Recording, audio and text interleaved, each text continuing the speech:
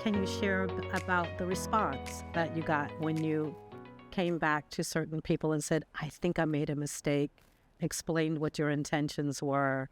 What kind of response did you expect and what kind of response did you get? I would say I got the response I expected because I know the people that I work with and that were involved in this. This was an optional exercise.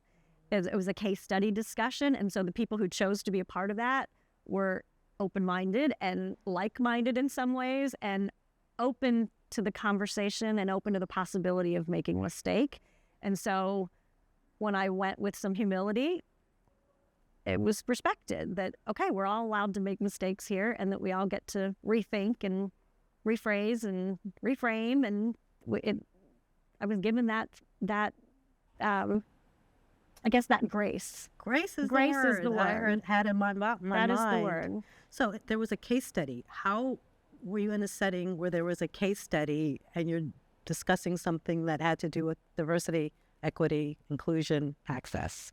So we did we worked with a consultant who is fabulous and designed an understanding unconscious bias workshop that all of our leaders across the organization, more than 500 people, participated in this over throughout 2023. And when one of the exercises in there was a series of case study discussions, but we knew we didn't have time to dive into them. We basically introduced them. And those case studies were very real, honest scenarios of things that could happen in this community, in anybody's community, in any organization, in any industry. They were very real things that we deal with that are sensitive and touchy and difficult to talk about. But the learning is in the talking, not in the answers. It's in the talking. So after the sessions, we broke those case studies apart and challenged our teams locally to have a discussion about it, dig in, dive in, challenge each other, talk about it, pick them apart, play devil's advocate, really just dive in. And when we did that, it was met with some skepticism maybe of like, I don't know how to have that conversation. I don't know how to be in charge of that. That was one, our consultant, he's a PhD in this work and has this huge history. I don't know how to lead this conversation. So some people were really a little reluctant about it. I can remember one executive director who told me, and she works with a team that's been together for a really long time. They know each other well. They're very comfortable with one another. And she said when we did our first case study, it was like crickets. Crickets. Nobody wanted to say anything. Come on, guys, we all talk. We know each other. What's going on here? It's hard stuff to talk about. It's, again, you might make a mistake. What if I say something, somebody judges me for that? This is not easy conversation.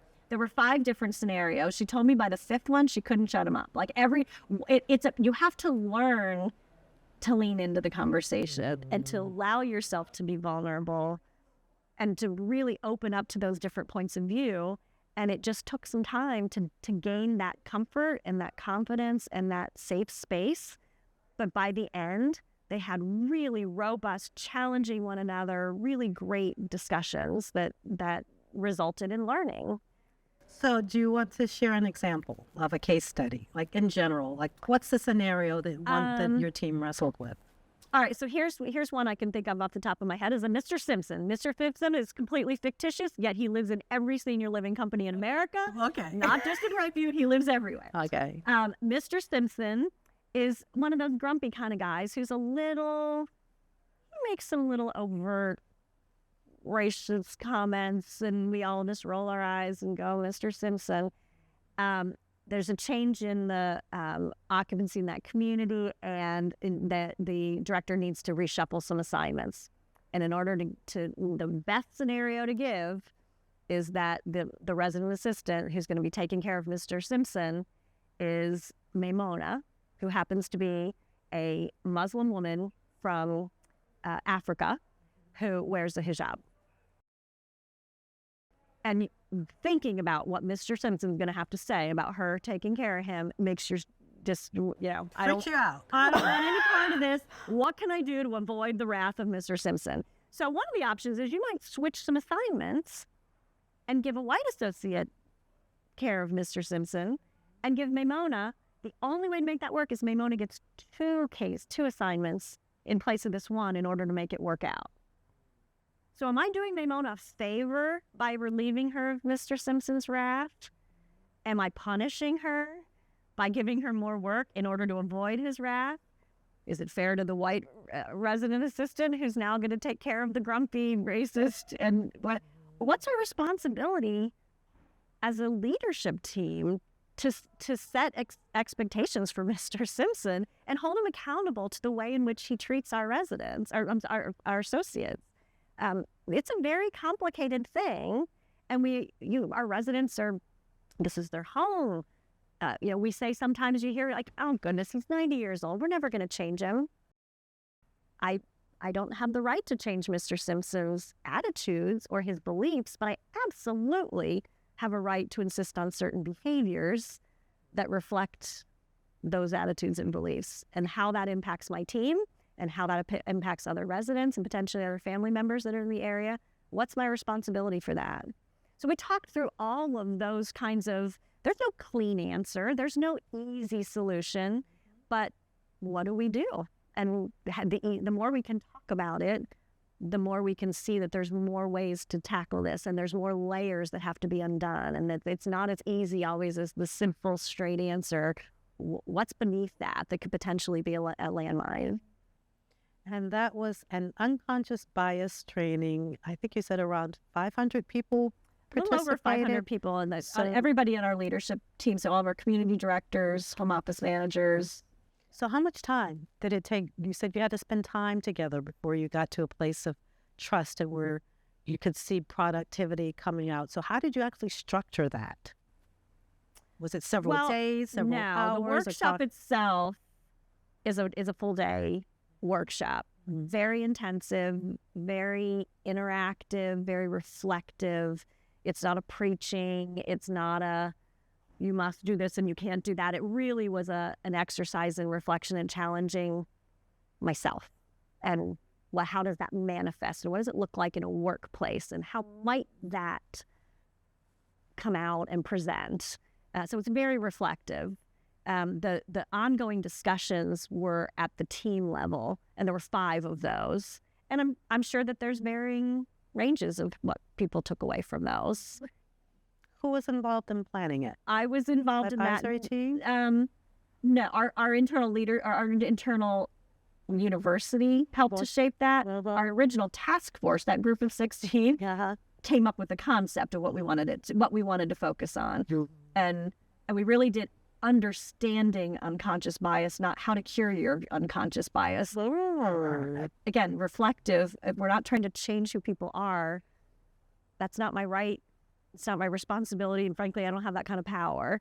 But teaching people how that manifests and how it might be a roadblock, how that might be a problem in the workplace, and what can I do about that, that's actionable. Understanding unconscious bias, not trying to change it, because we all know we've got it as human beings. Every human being has unconscious bias. Right. We are evolved to have certain ways of thinking and reacting to people. So the issue is, how consciously are we moving about the world to make sure that those biases, and they are not always based on fact, are managed, and that we find ways to work together to be more inclusive. So thank you for making that distinction. Right. So I would just add, you mentioned the word intentional, and I think that is a big piece of our work. I'll tell you candidly, when we began this work, we had an off-site retreat for our executive senior most leadership team with our consultant. Talk about vulnerable. It was a vulnerable day.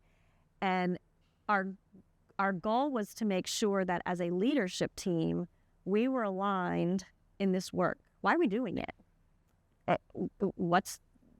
Are we really compelled to do this? Are we doing it if it's convenient? Are we doing it all out? Where was our alignment in that work, and were we all on the same page about where we were going, what we wanted to accomplish, what we were willing to invest in it, how vulnerable we wanted to be, and the changes that we wanted to make.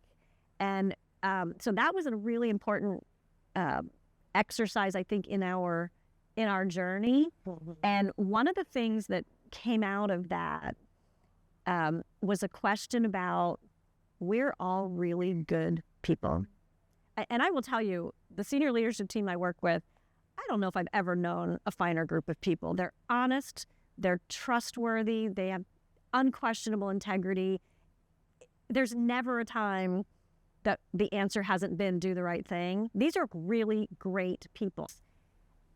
And yet, we as a group said, if we're that nice and they're that well-intentioned, why do we need this at all? Like, how can we be here?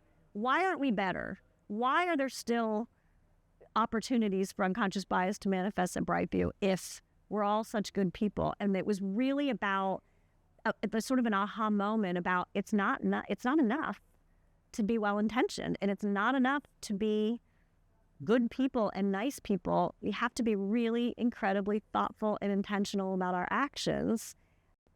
So I can give you an example of something around intentionality.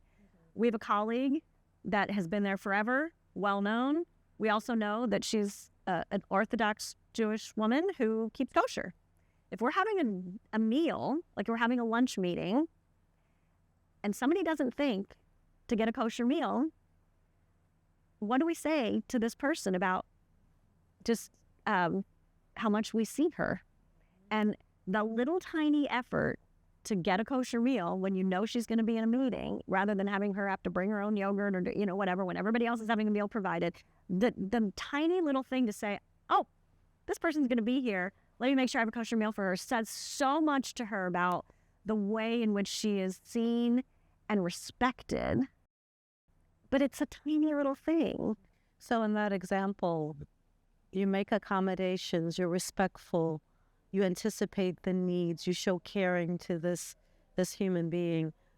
What impact does that have on the rest of the team when they see that intentionality is actually being activated? I think for leaders, perhaps our biggest task, our biggest charge is to set the example that we want other people to follow. And if we set an example of here's how we treat people, then other people will follow suit. When this person speaks up and says, I didn't feel seen, I didn't feel respected, that's not an example I want other people to follow. So we got to change our behavior. Okay, so you're not perfect. You don't have a PhD in diversity, equity, inclusion, or any of this stuff. So how do you know how to show up? How do you take your cues? How do you listen and learn and grow in this work, in this space, in this way of being? Well, one thing is I have lots of thought partners, and they're very intentional thought partners, and they're not a ubiquitous collection of thought partners. So I run things by people, or I'll think about, okay, I'm struggling with this, or I'm not sure how to respond to that, or I want to word this way. How's that going to land? I'll go talk to other people. When I made the mistake on our case study, I went to one of those thought partners who is part of the group, and I said, I think I might be rethinking the way I was. And he said, you should be. You had to give him permission, or her permission to...